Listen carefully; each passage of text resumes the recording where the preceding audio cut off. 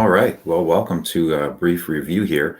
One of the things that we are going to take a look at here early on is going to be Unit 3 information. So one of my goals in doing this is just to make a brief attempt to try and keep your mind focused on some of the key issues from AP Unit 3.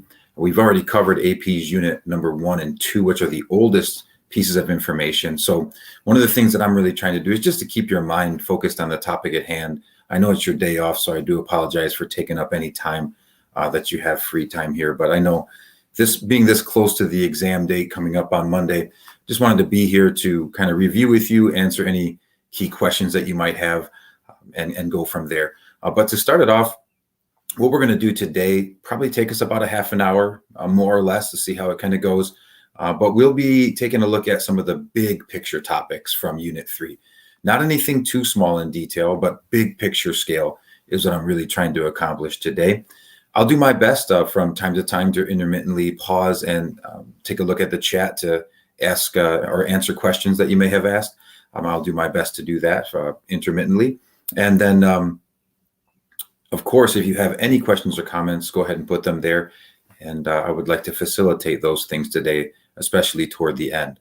One of the things that I will start with is going to be a brief introduction, and I'm going to share some slides just that I wrote some things out, and then I will also share everything that I wrote here today on my bulletin board for you guys, so we can take a look at that toward the end.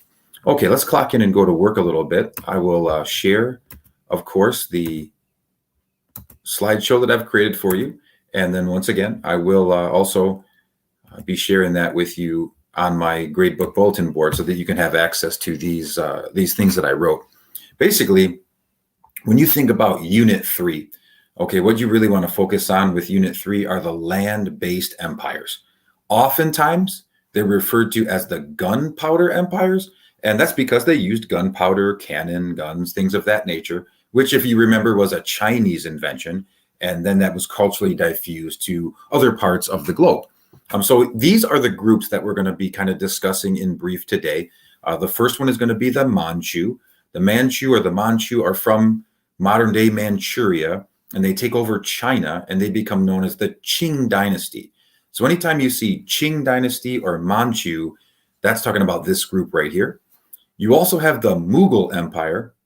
Now, the Mughal Empire, they controlled a lot of South Asia and especially India. Okay, they controlled a vast amount of land in India. You have the Safavid Empire, which we learned about in chapters 18 and 19. The Ottoman Empire, another one of those gunpowder empires. And then we also have the Songhai Empire, which we learned about as being part of Africa. And we learned about some of their exploitations and battles with the people of Morocco from northern Africa. Obviously, we remember that when we're talking about West Africa, we need to incorporate the gold salt trade and the trans-Saharan trade routes that were key to the survival and economic prosperity of those peoples there. Okay, I see, yes, indeed there. And Master Greening says first, so that's some points for him in the Lengi games. Well done. All right, we have a little map action coming your way. This is kind of small for you, I'm sure, but you can see some of the groups that I'm talking about. You've got, of course, what was the vast expanse of Russia here, very, very much in a period of expansion. You've got the Qing, which I just mentioned, which are the Manchus, which were coming from this area up here. Then here's the Mughal Empire of India. You've got the Safavid of the Middle East. The Ottomans controlled a vast amount of territory: Turkey, Greece, parts of northern Africa, Egypt. Okay, so they were really a very large land-based empire and a very expansive one. Songhai would have been down in this area here of Africa. Okay, down in this region here. Okay, some key ideas that we want to take a look at for Unit 3 especially. One of the big picture things that you want to know is how empires expanded during this time. So I'm going to take you through a couple of points that I made, and we can talk about these in more detail now. So the period of time that you want to know for Unit 3 and actually part of Unit 4 is 1450 to 1750. That's a pretty big time span. A lot went on during that time period. But what you saw here is the expansion of these land-based empires across the globe. Mughal, Safavid, Ottoman. Okay, that's what we're taking a look at there. Now, as I mentioned earlier, these empires are often referred to as the gunpowder empires. And that's just simply because they used gunpowder. They had cannon. They had other technologically advanced weaponry. They had some early forms of guns, pistols, things of that nature started to come into play. But remember, this is technology that was started by the Chinese. Now, the Chinese used gunpowder more for fireworks and for celebrations. Then eventually this gets turned into weaponry. And then these groups, especially the Islamic groups that practice this type of military expansion, definitely relied on gunpowder. Okay, in East Asia, as I mentioned earlier, the Manchu was actually an ethnic group. They took over Beijing. They removed the current ruling dynasty, which was the Ming dynasty, and they established a new dynasty, which was called the Qing dynasty, okay, in its place. Now, there were three dominant empires that I want to focus on from this period of 1450 to 1750. Those are the Mughals, okay, which actually inhabit India, like you saw on the map a minute ago. To their west, you have the Middle East, which was the Safavid Empire, which is basically Iran, Iraq, what we eventually would become, would we call the region of Persia, okay? These areas, they dominated very large expanses of land. And further to the west, like I showed you on the map, was the Ottoman Empire, which controlled a really sprawling bit of land all the way into the Middle East and all the way into North Africa as well. In a moment, I'll talk about how these groups sort of controlled and how these groups sort of administered their government systems and kept control of the people. Okay. All right. I'm seeing Dan's writing in Russian. Okay, I can't decipher that, Master Ozog. Is there... I see some English questions, but then I see some Russian. I don't know if you guys can put it in here for me in English, I could do a better job to answer that. I'm not sure what's going on there. Okay, we'll go back to our review here. Is there a way I can change that? I don't think so. Okay. At any rate, we're going to keep going here with a look at how these groups administered their empire. So here's a couple of key points that I would like you guys to know. Rulers of the land-based empires, they used a variety of methods to do what's called legitimize. Now, when you think about legitimize, it's basically like showing that you have the power and proving that you have the power. Now, there's several ways to show that you have the power. Artwork, vast projects, like some of the times when we think about the wonders of the world, things of that nature are like showing people that you have the power. Military or police forces to keep control. These are all things that rulers would utilize to show legitimacy and to sort of dissuade people from trying to take them over or try to overthrow them. Basically, one of the things that you want to understand as an example are the Ottomans. The Ottomans would recruit soldiers and other bureaucrats, which were groups of people that worked in government, through a practice called devshirme or devshirm. This practice is basically where they would go into areas that they controlled, like the Balkans, and they would actually take young Christian males out of their families, sometimes forcibly, and they would train them in either government positions or military positions. And some of those young Christian boys were able to advance in the social hierarchy system of the Ottoman Empire. This is a similar faction of what happened with the Japanese and their samurai. You know, this time period, the way that these rulers and empires kept control was through military prowess and military power. And so a samurai, being a professionally trained soldier, or a janissary, which was a professionally trained soldier in the Ottoman Empire, these are examples of how you can maintain order through legitimacy. Now, you also have some rulers around the world utilizing religion and religious practices, such as things like we learned divine right, where, okay, we have a monarch who is basically put into power, they think by God, and so whatever they say goes. Rulers around the world would continue long-standing religious practices such as human sacrifice. This would happen in Mesoamerica with the Aztec. The Maya would do this also, but in this time span, you're looking at the Aztec. And then you also have those large monumental structures like the Incan stone workings down in Peru. Those are other examples of ways that these empires would keep control over the people. Here's a picture of human sacrifice. This is actually an Aztec drawing from the Florentine Codex.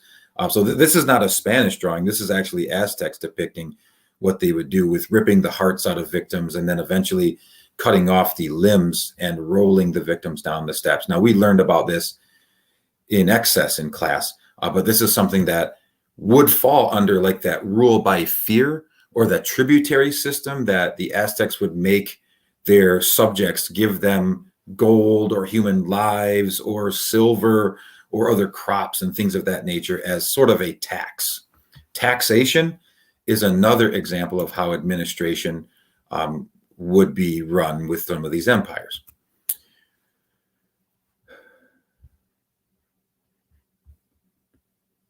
Okay, all right. Now it looks like we are back in play here with some English questions here. Okay.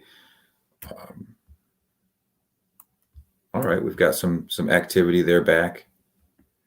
Baron Silence on, yeah, that's the guy.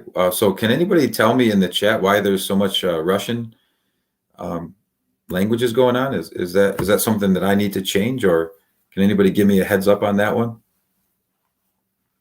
I see some English, like I see Hayden's is in English, and some of Ozog's are in English, but others are communicating in a different language. So, all right. Well, we're going to continue with the look into the administration and some continuation of that in Europe. For example, like I said, you have divine right, and then some of these kings, like Louis XIV, built extravagant palaces to show their power and legitimacy, like the Palace of Versailles. These were symbols of their wealth and power, of course. In the Islamic world, when you go to the Mughal Empire, you can take a look at India with Shah Jahan. And for example, one of the biggest ones, it's on the front of your textbook, the Taj Mahal. This reminds the people of the religious and faithful ideologies, and a great way to keep people in order, I guess you could say, or under your following. As a way to create revenue, guys, many of these empires established systems of taxation. Okay, they would tax either crops or they would take coinage, any type of valuable items. They would have a system of taxation, which is similar to the Aztec tributary system.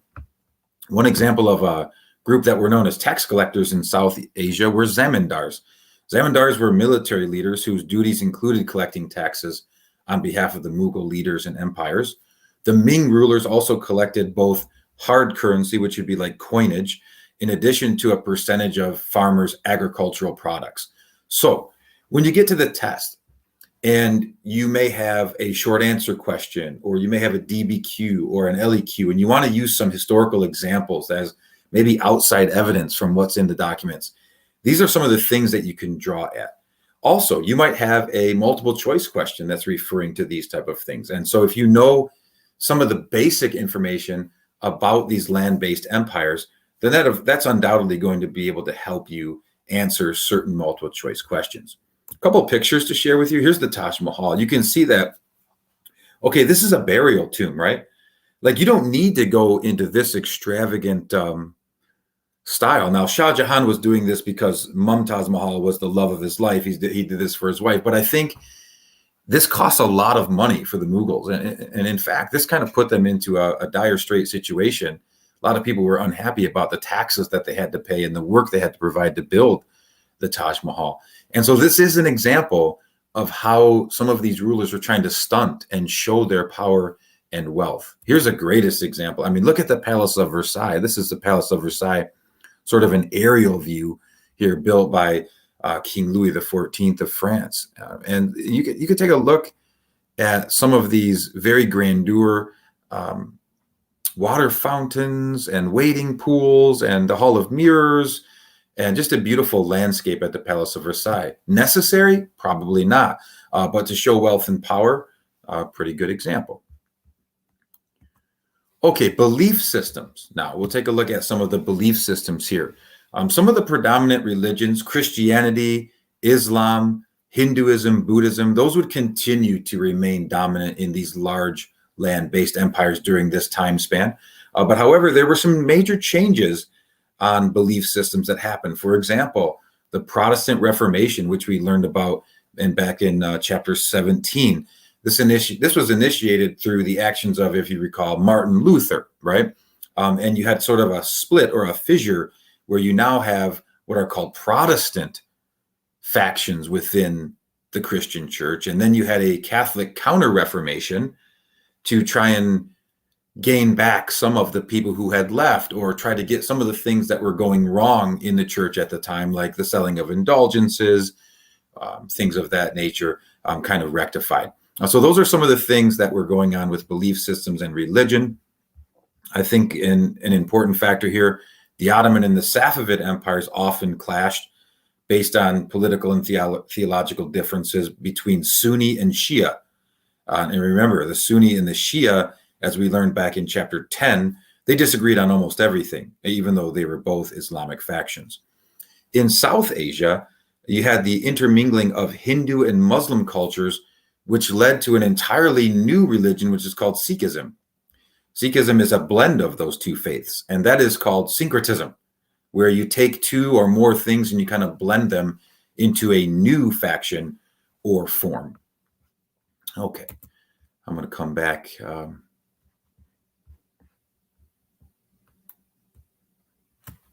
Yeah, I'm still seeing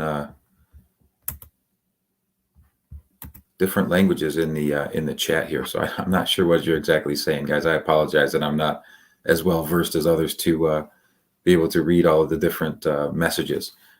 But if you can try it again, maybe we can take a look at that. Okay, to close things off today in this brief review, we're going to talk about some other key things to know from unit number 3. You've got the invention of the compass, really important for maritime travel and also travel by land. The caravel is a style of ship that utilizes, of course, triangular sails or lateen sails. Okay, so you got triangular sails and lateen sails, which are basically sails that look like this. Okay, and these are generally used to sail against the wind. That's the overall ideology there. Okay, some other things. Mercantilism. This is basically an economic ideology where you want to export more goods than you're importing. You want to basically sell more things to other countries than you buy from them. And mercantilists believe that basically power is based on wealth. How much wealth you can accumulate is the most important factor there. Vasco da Gama is a really important person because he was the first to sail around the tip of Africa and reach India by sea, which opens up a vast amount of trade. Obviously, Christopher Columbus making his voyage and striking land in the New World was a major development, which led into the Columbian Exchange, which was the exchange of major items from Old World to New World, New World being the Americas, Old World being Africa, Asia, Europe. But that also did spread disease. On top of items and products, diseases did spread as well, which were costly to many people.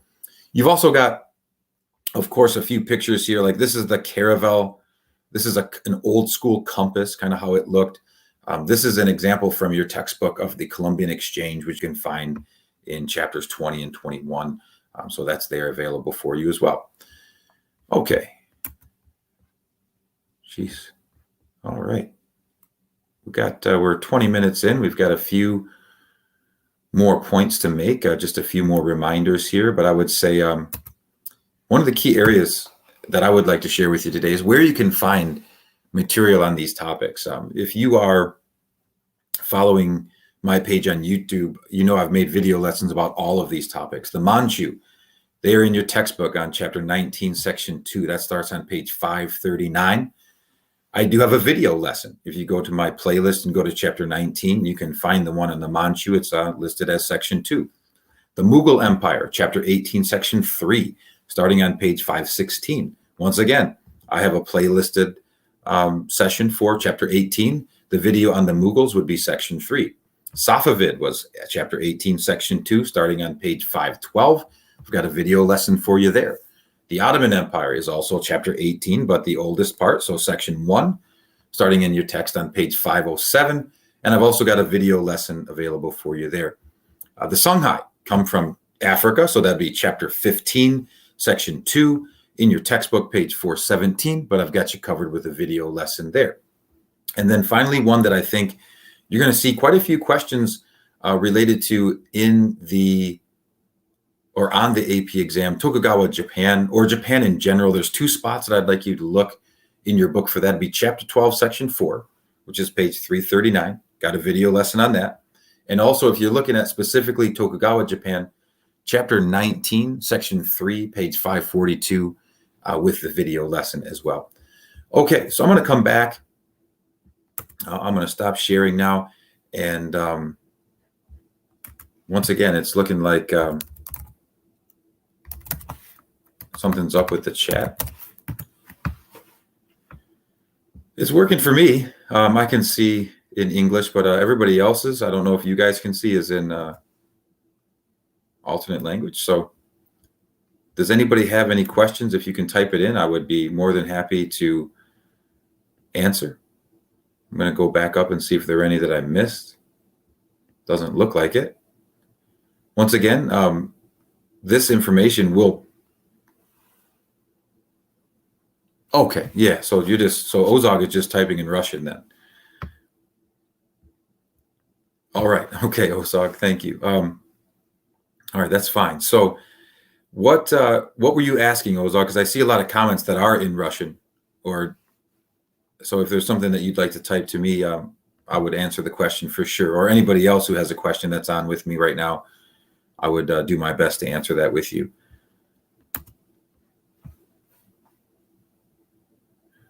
Okay, well, I would like to talk about just a few more things before I cut the session. I will post this video, and I would also post the slideshow that I had here for you onto, of course, my bulletin board page so that you guys can have access to that. Here we go. Here's a question. Okay, we got Michael. Michael wants to go over some of the important inventions of this time. I feel like that was a major part of the AP practice test. Yes. Okay. So obviously the ones that I went over, the compass, the caravel, the lateen sail. I think if you're talking about 1750 at the cutoff point, astrolabe, which was a Muslim invention utilized, which would track the location of the stars and be able to determine how you can go ahead and chart longitude and latitudinal lines while you're traveling. There's also one called the sextant, which looks exactly like an astrolabe. Those things would be in chapter 18 and 19 in the text. Crop rotation is a major development during this time. The 3-field system comes into play during this time. The use of animal power for plowing fields, so on and so forth. One of the things that we also took a look at just after this time would be the Industrial Revolution with the steam engine coming into play. So that would also be some of your major developments that you'd want to know, Michael.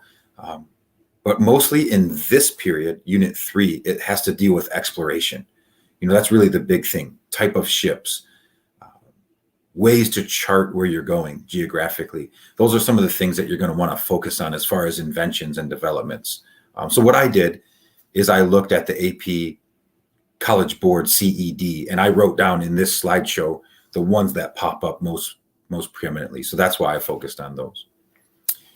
Do I educate United States kids about communism? Yes, we did learn about communism. We also took a look at the Cold War.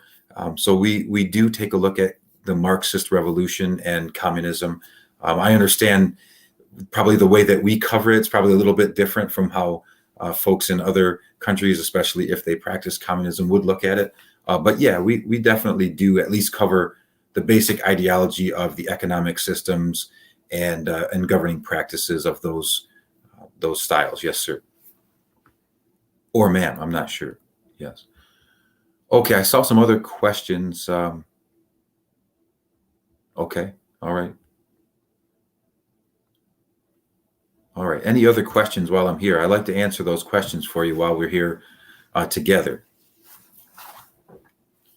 I'll just wait. There'll be one more final thing that I want to talk to you guys about, just a little bit of motivation getting ready for, of course, the exam.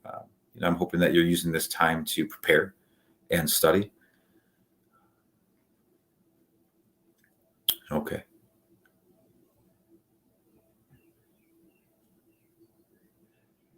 America all lies.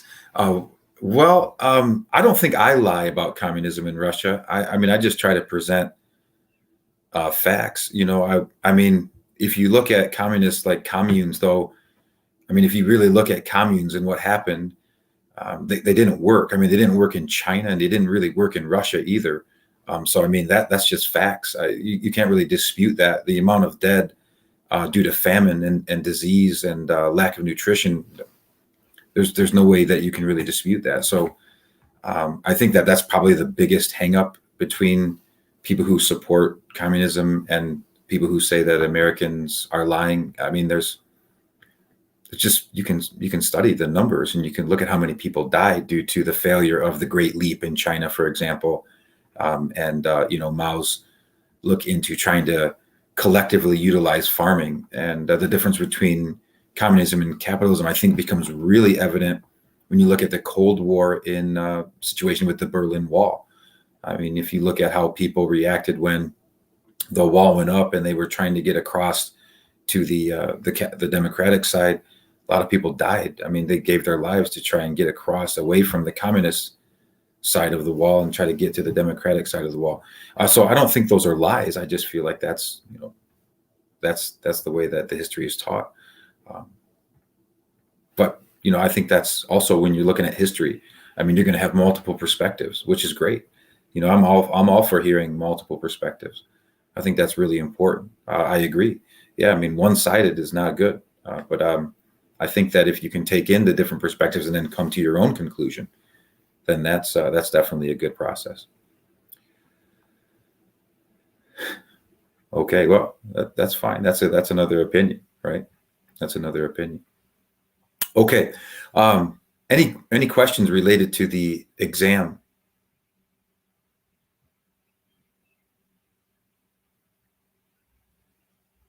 Okay, well, the last thing, I don't see many specific questions. So I'm going to post this. It'll post for you guys if you missed anything. And then I'll also post, of course, the slideshow that I used today. But the final thing I would say is, over the course of the next few days, you're really at 4 days left. Okay, the exam is Monday. So one of the things that I want to encourage you to do, if you're one of my students, is something that I shared with you on day one, and that's to be here now.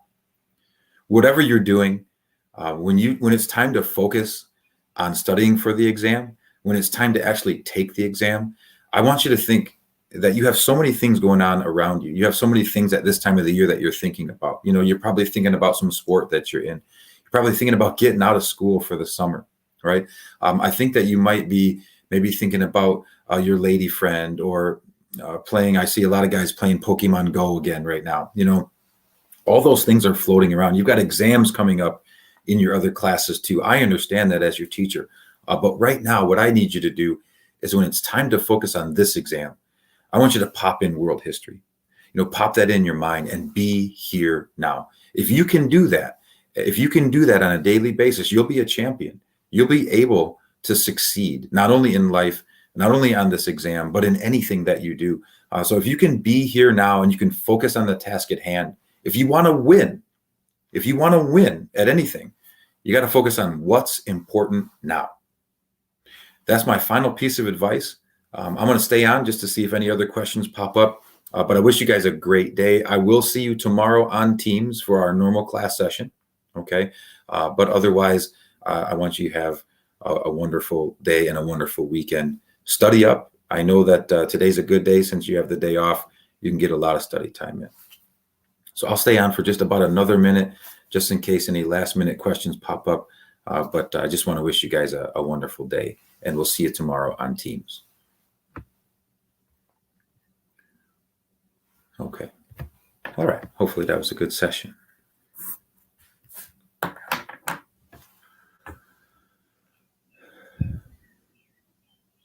Ozog, you got anything for me, bud?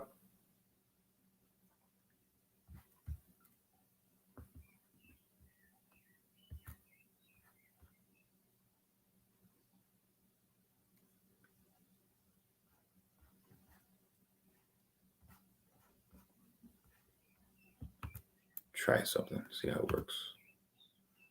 Okay. Next time I can use these banners. All right, figuring stuff out. I'm a rookie, but still figuring it out. Okay, I'm going to close it out. Thanks again for joining, and have a wonderful day.